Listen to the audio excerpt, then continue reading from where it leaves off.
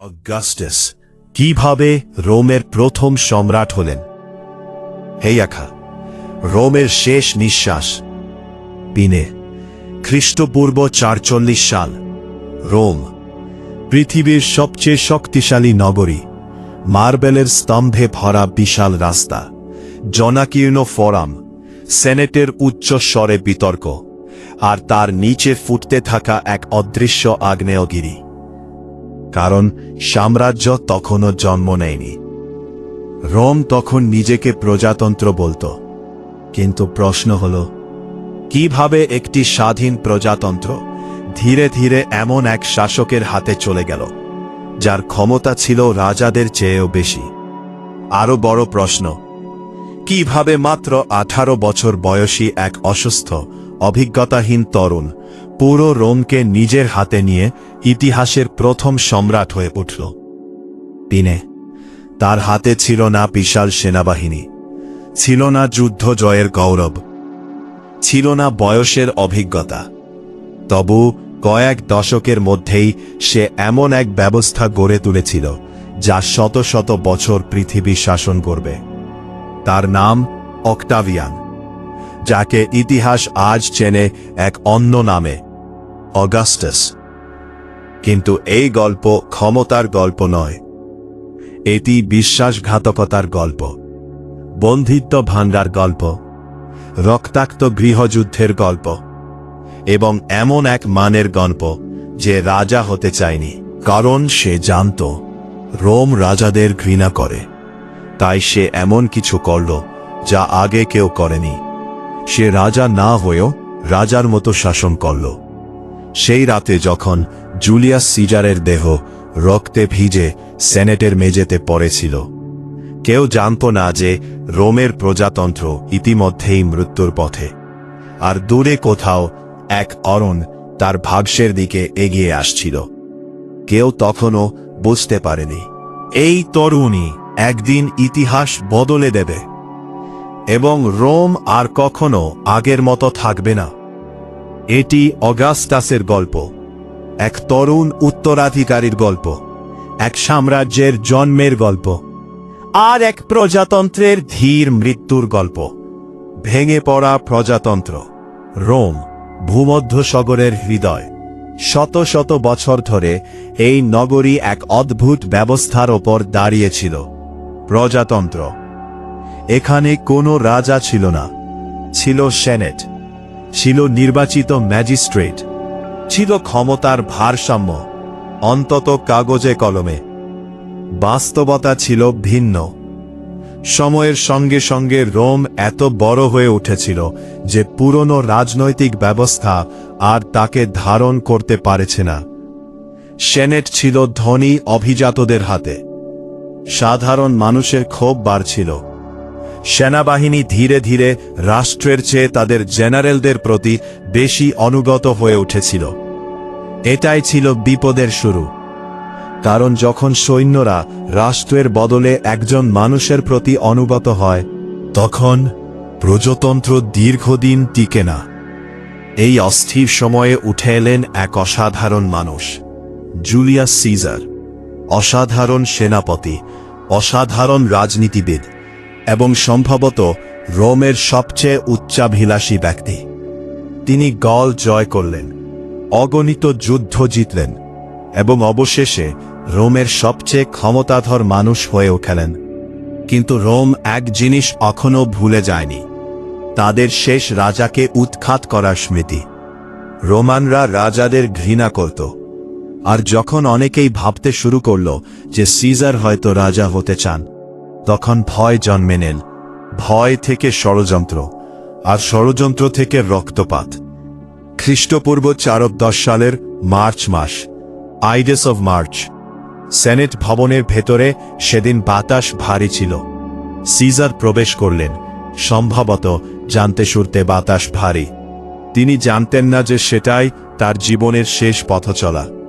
চারপাশে পরিচিত মুখ, বন্ধু, সহকর্মী, বিশ্বাসভাজন।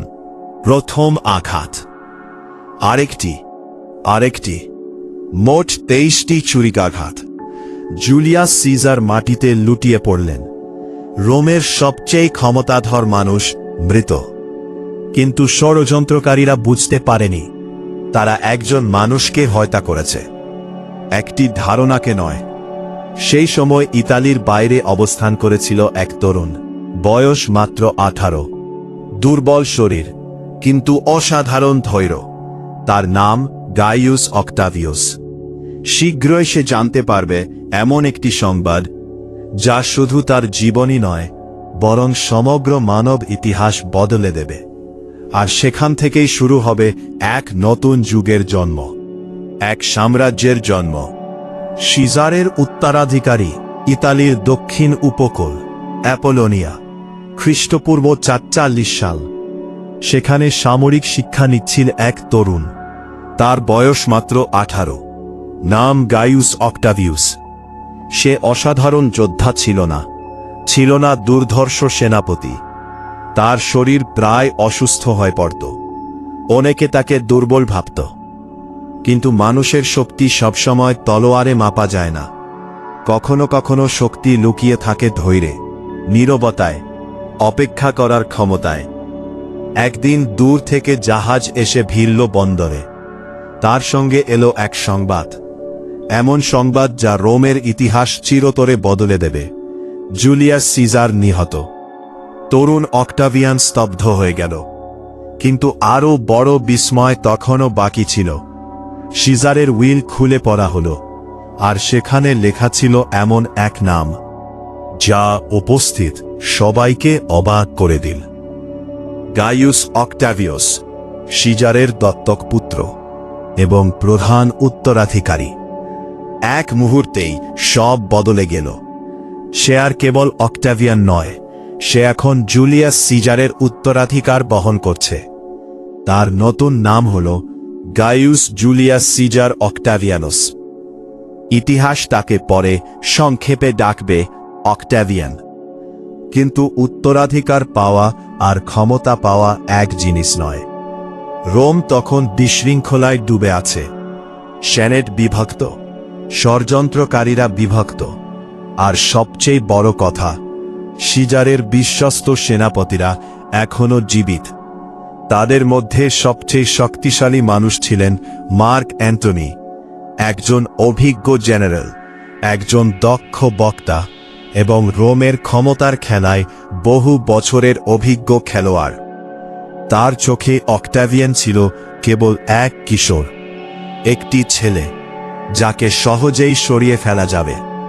কিন্তু ইতিহাস বারবার প্রমাণ করেছে সবচেয়ে বড় ভুল হল প্রতিপক্ষকে ছোট করে দেখা।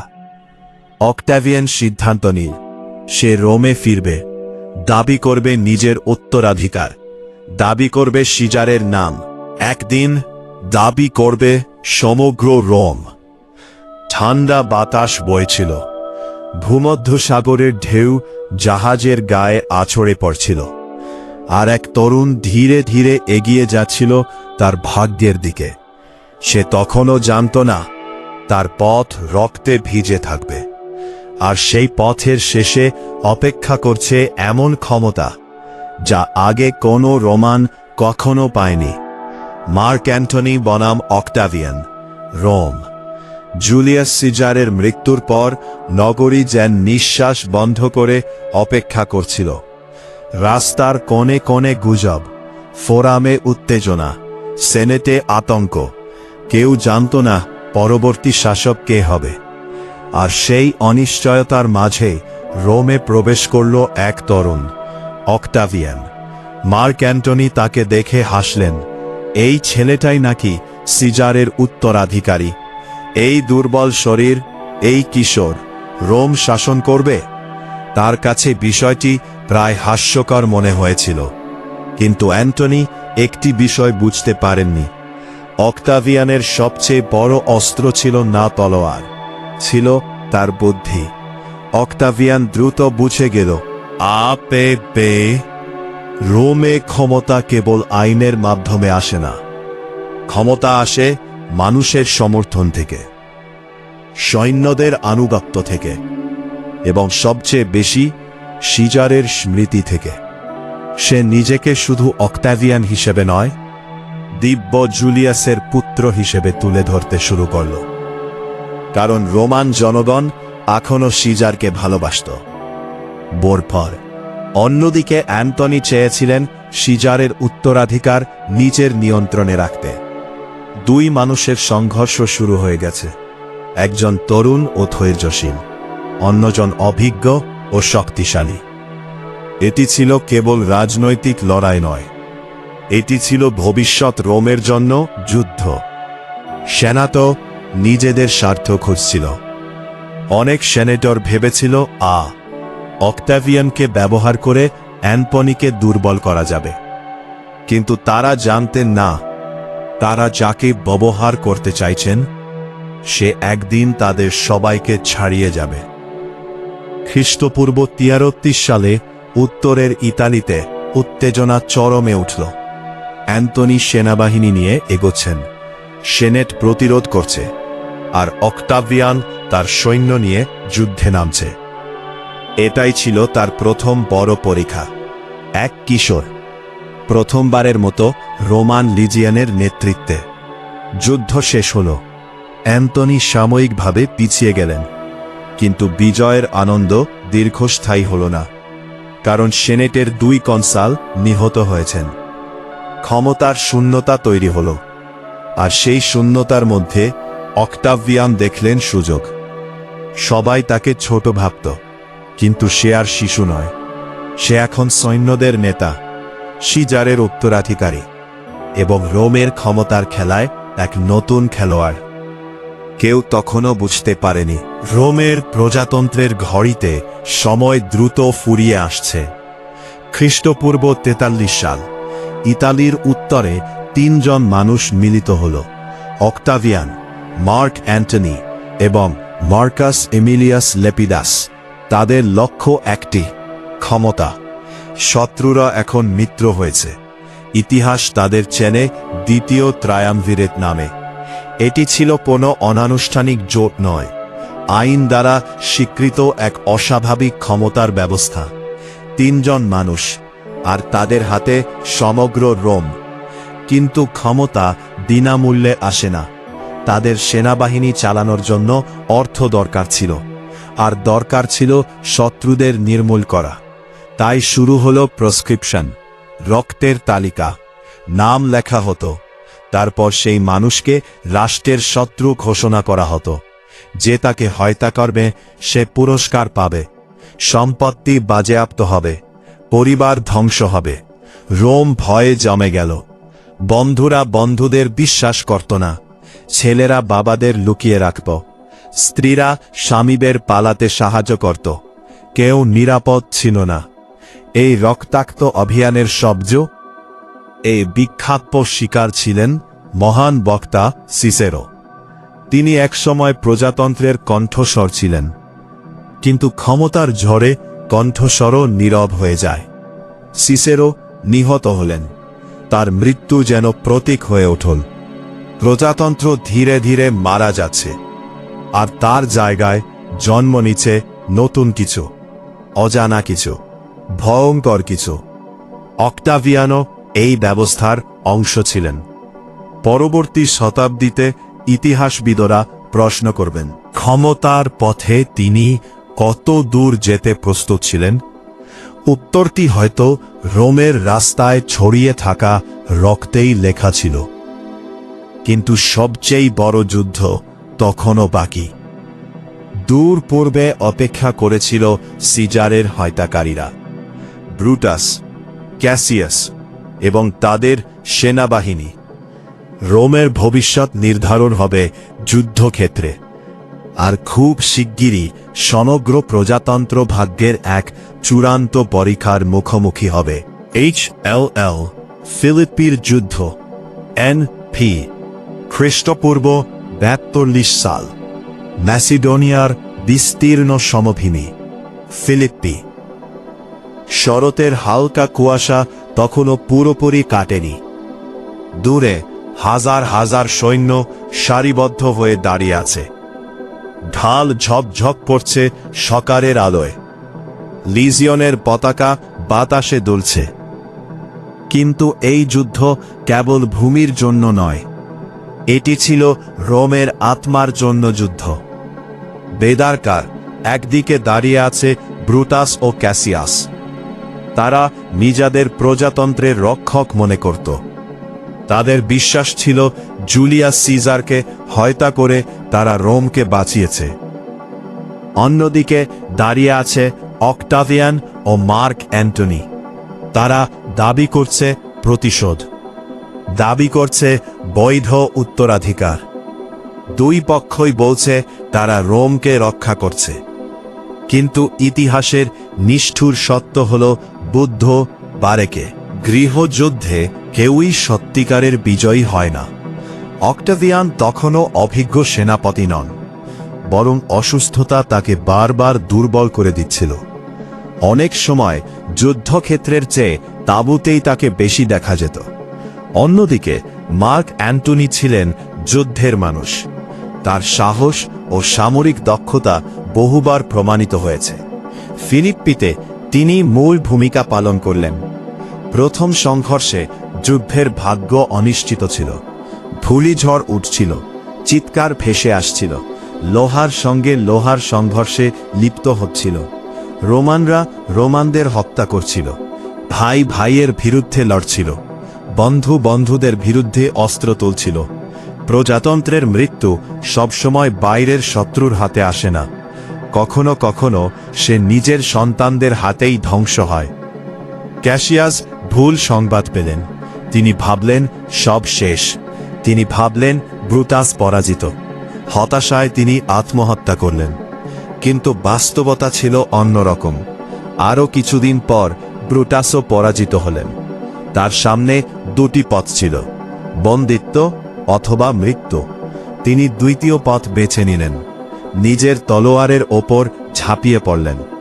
ব্রুটাসের মৃত্যু ছিল কেবল একজন মানুষের মৃত্যু নয়, এটি ছিল রোমান প্রজাতন্ত্রের আদর্শেরও প্রতীকী মৃত্যু। সেই মুহূর্ত থেকে রোম আর আগের রোম রাইল না। প্রজাতন্ত্র এখনো নামমাত্র বেঁচে ছিল, কিন্তু তার আত্মা ধীরে ধীরে নিঃশেষ হয়ে যাচ্ছিল। যুদ্ধ শেষ হয়েছে, কিন্তু ক্ষমতার লড়াই শেষ হয়নি। কারণ এখন রোমের সবচেয়ে শক্তিশালী দুই মানুষ পাশে পাশে দাঁড়িয়ে আছে। এক সাম্রাজ্যে দুই সূর্য একসঙ্গে জ্বলতে পারে না। মিশরের বিভাজন। ফিলিপ্পির পর বিজয়ীরা পৃথিবী ভাগ করে নিল, যেন তারা কোনো রাষ্ট্র নয়, বরং এক বিশাল সম্পত্তির মালিক। বিরতি। মার্ক অ্যান্টনি পেলেন পূর্বাঞ্চল, গ্রিস, এশিয়া মাইনর, সিরিয়া, মিশরের দিকে প্রসারিত বিস্তীর্ণ ভূমি। অক্টাভিয়ান পেলেন পশ্চিম, ইতালি, গল, হিস্পানিয়া। আর লেপিডাস পেলেন আফ্রিকার কিছু অঞ্চল।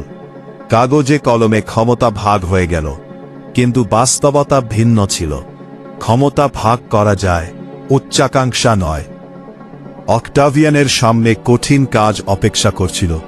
হাজার হাজার অবসরপ্রাপ্ত সৈন্য জমি দাবি করছিল, কারণ রোমান সেনাবাহিনীর প্রতি প্রতিশ্রুতি ভাঙা বিপজ্জনক। সৈন্যদের আনুগত্য কিনতে হয়, কখনো সম্মানে, কখনো জমিতে, কখনো রক্তে। ইতালির অনেক পরিবার তাদের জমি হারাল, গ্রামগুলো অশান্ত হয়ে উঠল, মানুষ ক্ষুব্ধ হল। অক্টাভিয়ান জনপ্রিয় ছিলেন না, কিন্তু তিনি একটি বিষয় খুব ভালো জানতেন: অস্থায়ী গৃহণা সহ যায়, ক্ষমতা হারানো যায় না। এদিকে পূর্বে এক ভিন্ন জগৎ অপেক্ষা করছিল মার্ক অ্যান্টনির জন্য। এক জগৎ যেখানে রোমের কঠোরতা মিশে যায় প্রাচ্যের ঐশ্বর সঙ্গে। সেখানে সোনা ছিল, বিলাসিতা ছিল, আর ছিল এক নারী যার নাম ইতিহাসের পাতায় অমর হয়ে আছে, ক্লিওপেট্রা। এই সাক্ষাৎ শুধু দুই মানুষের গল্প নয়, এটি হবে দুই সভ্যতার গল্প, দুই স্বপ্নের গল্প, আর শেষ পর্যন্ত এক সাম্রাজ্যের জন্মের গল্প। ক্লিওপেট্রা ও অ্যান্টনি। নাইল নদীর ওপর সন্ধ্যা নেমেছে। মিশরের আকাশে ধীরে ধীরে জ্বলে উঠছে তারা, আর নদীর জলে ভেসে চলেছে এক অসাধারণ জাহাজ।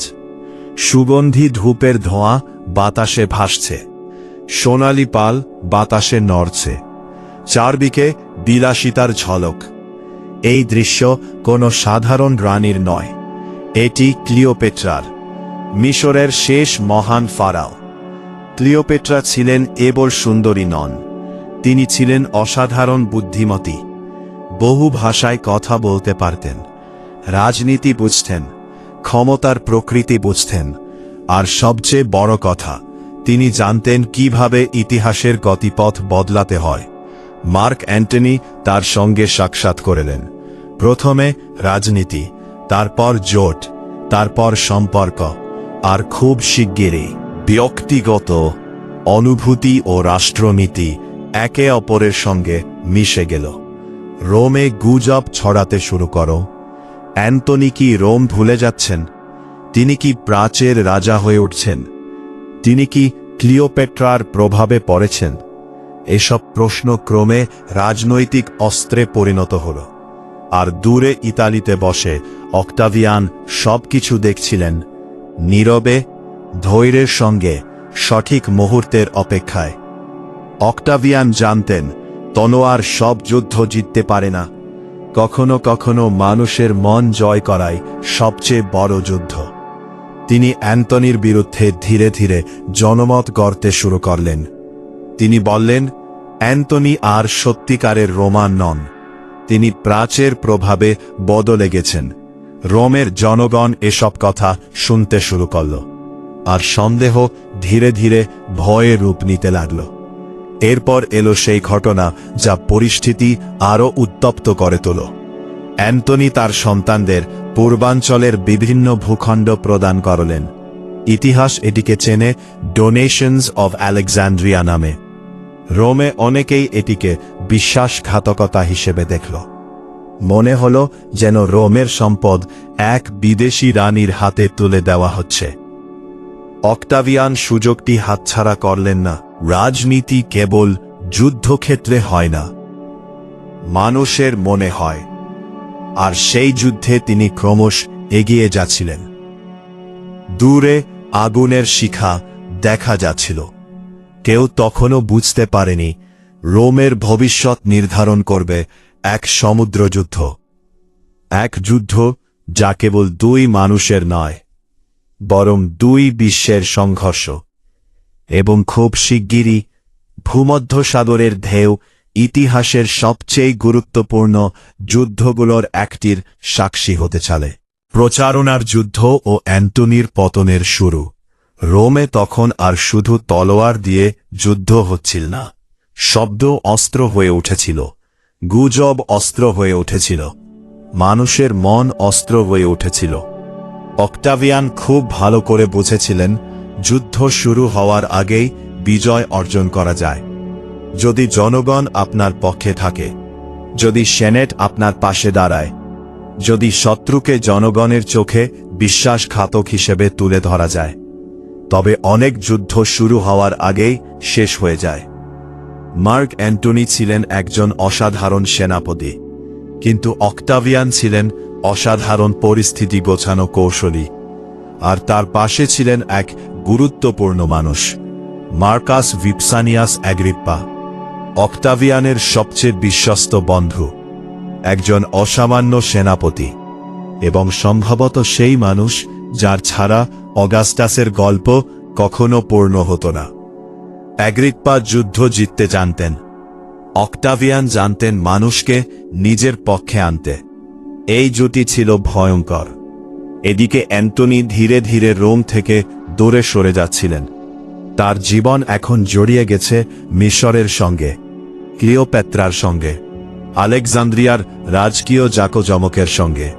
রোমানদের কাছে এটি উদ্বেগের কারণ হয়ে উঠল, কারণ রোমান পরিচয় ছিল সংযমের পরিচয়, শৃঙ্খলার পরিচয়, আর প্রাচ্যের বিলাসিতা অনেকের চোখে ছিল দুর্বলতার প্রতীক। তারপর এলো সেই ঘটনা যা অক্টেভিয়ান দক্ষতার সঙ্গে ব্যবহার করলেন। অ্যান্টনির উইলের কপি প্রকাশ্যে আনা হল। প্রাচীন লেখকদের বর্ণনা অনুযায়ী অক্টেভিয়ান দাবি করেছিলেন যে অ্যান্টনি চেয়েছিলেন মৃত্যুর পর আলেকজান্দ্রিয়ায় সমাহিত হতে। রোমে এই সংবাদ বিস্ফোরণের মতো আঘাত হানল।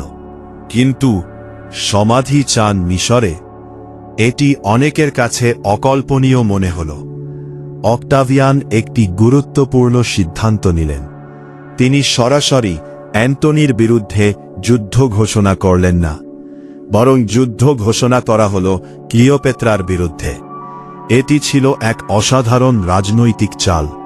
এতে যুদ্ধটি গৃহযুদ্ধের বদলে বিদেশি শত্রুর বিরুদ্ধে যুদ্ধ হিসেবে উপস্থাপিত হল।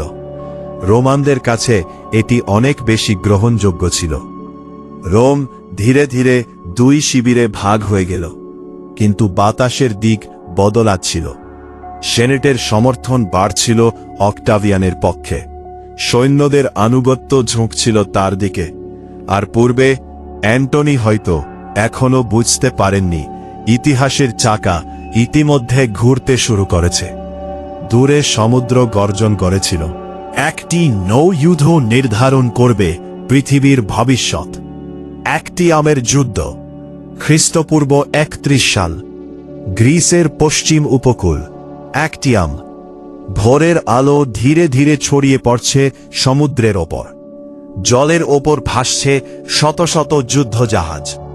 নাবিকরা প্রস্তুত, সৈন্যরা প্রস্তুত, ইতিহাস প্রস্তুত। এক পাশে অ্যান্থনি ও ক্লিওপেত্রার বিশাল নৌবহর, অন্য পাশে অক্টাভিয়ানের বাহিনী। কিন্তু প্রকৃত নেতৃত্বে ছিলেন অ্যাগ্রিপা। তিনি আগেই কৌশলগতভাবে অ্যান্থনির সরবরাহ লাইন দুর্বল করে ফেলেছিলেন। যুদ্ধ শুরু হওয়ার আগেই শত্রুকে ক্লান্ত করে তোলা, এটাই ছিল তার কৌশল। সমুদ্রের বাতাস ভারী হয়ে উঠছিল। নাবিকদের মুখে উদ্বেগ, কারণ সমুদ্র যুদ্ধ অনিশ্চিত।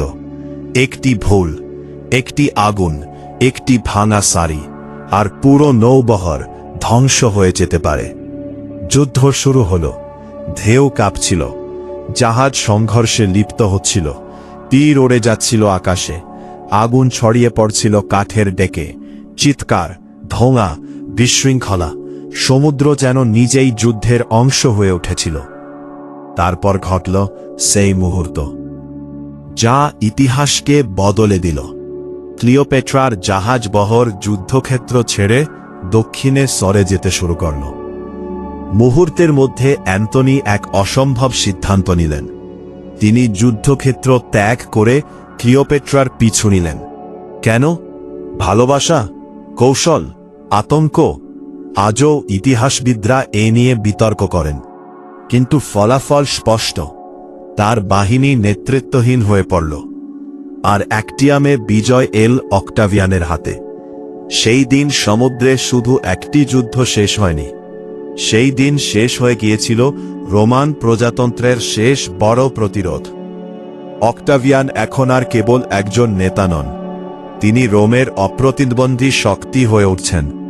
কিন্তু শেষ অধ্যায় এখনো বাকি, কারণ মিশরের আকাশে এখনো জ্বলছে এক শেষ আগুন। আলেকজান্দ্রিয়ার শেষ দিন, খ্রিস্টপূর্ব 30 সাল। আলেকজান্দ্রিয়া ভূমধ্যসাগরের অন্যতম সুন্দর নগরী। জ্ঞান, বাণিজ্য, সংস্কৃতি সব কিছুর মিলনস্থল। কিন্তু সেই বছর শহরটির ওপর নেমে এলো এক অদ্ভুত নীরবতা, কারণ অক্টাভিয়ানের বাহিনী এগিয়ে আসছে। অ্যান্টনি জানতেন সময় শেষ হয়ে আসছে, তার সাম্রাজ্য ভেঙে পড়ছে, তার মিত্ররা তাকে ছেড়ে যাচ্ছে, ভাগ্য তার বিরুদ্ধে দাঁড়িয়েছে।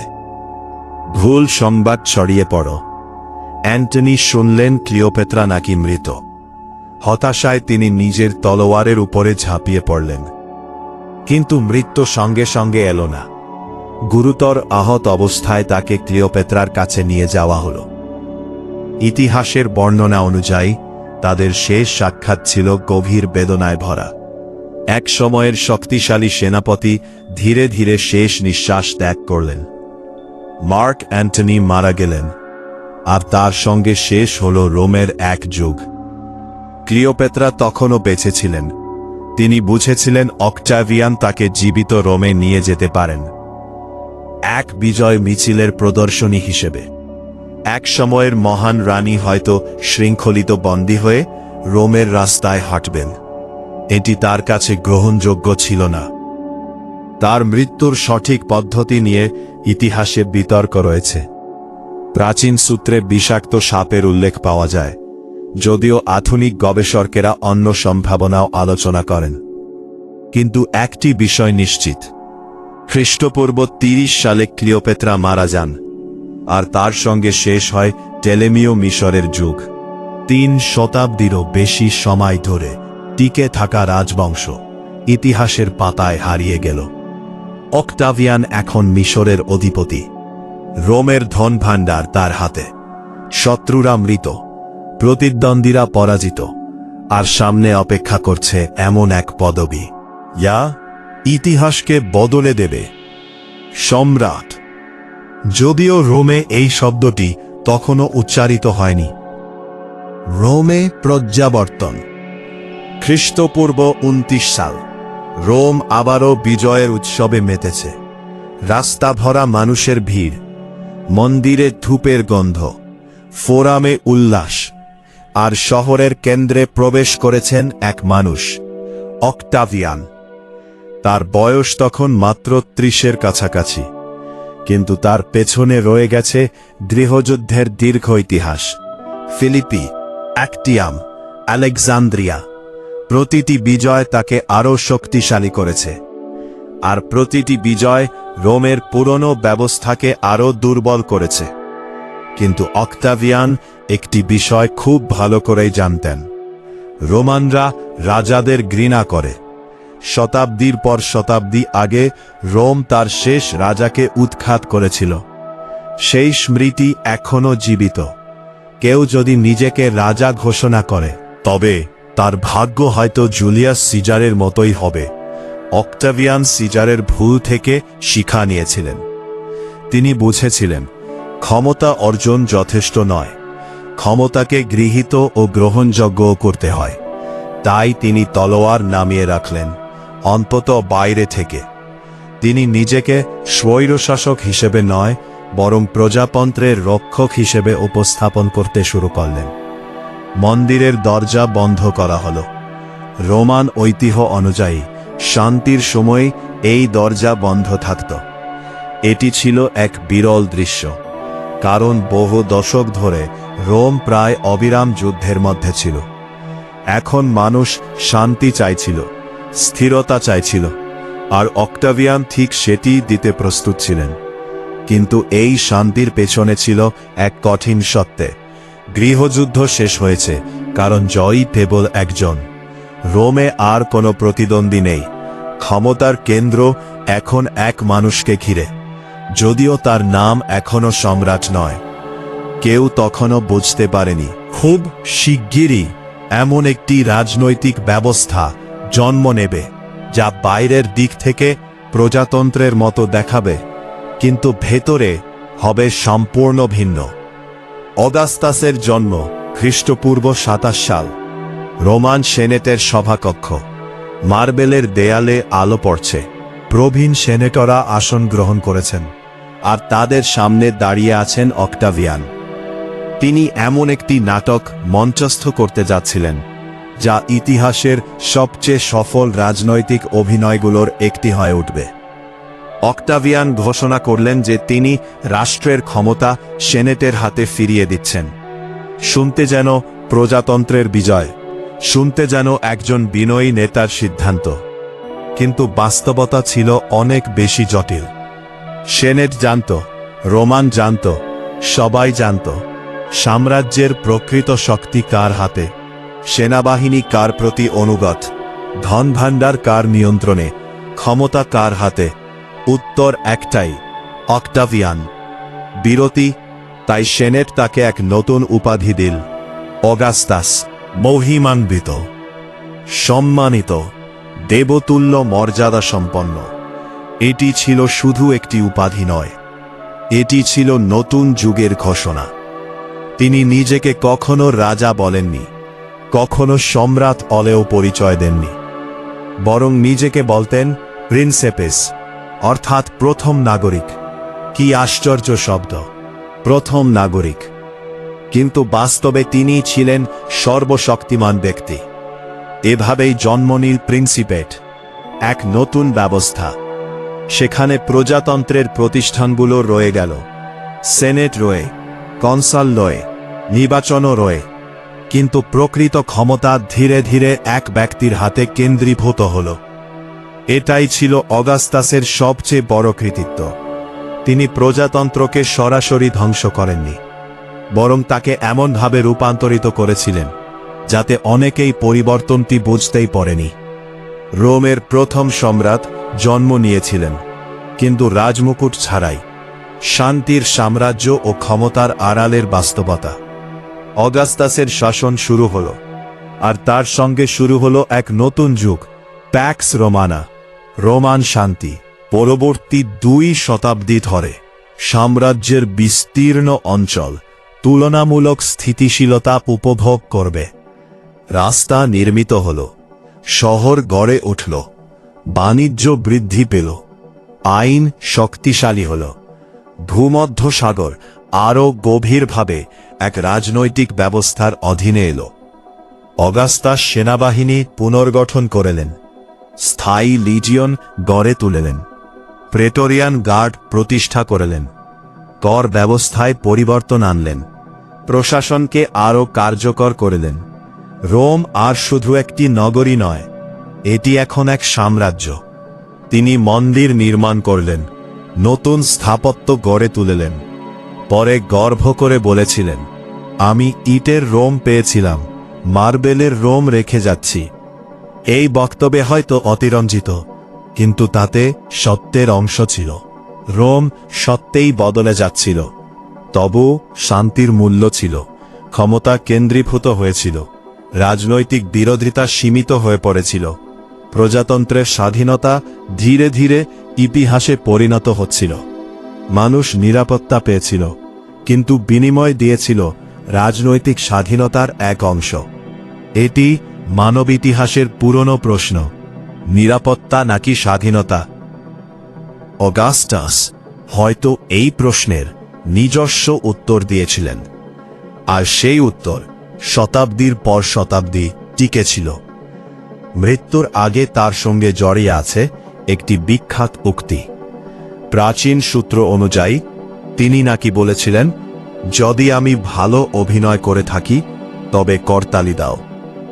এই কথাটি সত্যি তিনি বলেছিলেন কিনা ইতিহাস নিশ্চিত নয়, কিন্তু কথাটির মধ্যে যেন তার পুরো জীবন লুকিয়ে আছে। কারণ অগাস্টাস ছিলেন এক অসাধারণ পার্শ্ববর্তী রাজনৈতিক অভিনেতা। তিনি রাজা ছিলেন না, তবে রাজাদের চেয়েও শক্তিশালী ছিলেন। তিনি প্রজাতন্ত্র ধ্বংস করেননি, তবে প্রজাতন্ত্র তার শাসনেই শেষ হয়েছিল। খ্রিস্টাব্দ 14 সালে তিনি মারা গেলেন। তার উত্তরসূরি হলেন টাইবেরিয়াস। তার শান্তিপূর্ণ হস্তান্তর ঘটল। এটি নিজেই ছিল এক বিপ্লব, কারণ এখন রোমের সম্রাটের পদ বাস্তবতা হয়ে গেছে। সাম্রাজ্য বেঁচে রইল, আর অগাস্টাস হয়ে উঠলেন ইতিহাস।